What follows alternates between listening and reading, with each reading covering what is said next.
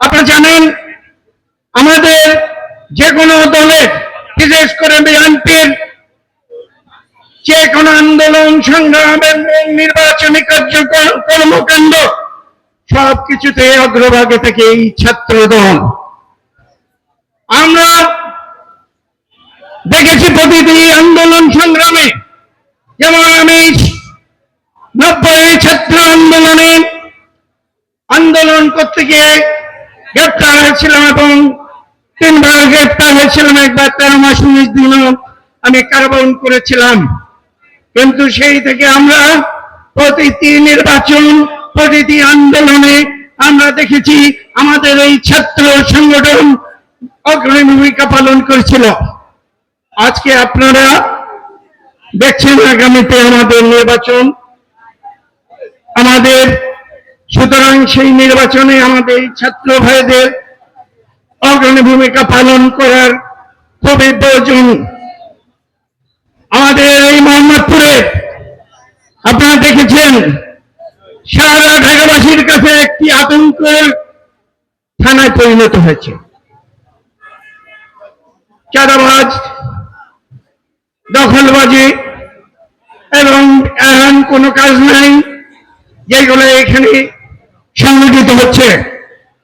এর সঙ্গে মুসলিম আমাদের বিএনপি এবং বিভিন্ন অঙ্গ সংগঠনের নেতাদের ছত্রছায়ায় বিগত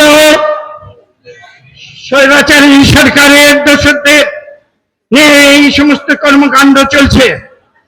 আমি আজকে মঞ্চে উপবিষ্ট যুবদল এবং ছাত্র দলের সিনিয়র নেতৃবৃন্দের দৃষ্টি আকর্ষণ করে বলবো, আপনারা আপনাদের এই থানা এবং ওয়ার্ডগুলোর নেতৃবৃন্দকে এমন নির্দেশনা দিয়ে যাবেন তারা যেন এই সমস্ত কর্মকাণ্ডে যারা জড়িত তাদেরকে শনাক্ত করে আপনাদের এবং আমরা যারা মূল দলে মোহাম্মদপুর থানা বিএনপি এবং ওয়ার্ড বিএনপি নেতৃবৃন্দ আছে আমাদের কাছে দেবেন।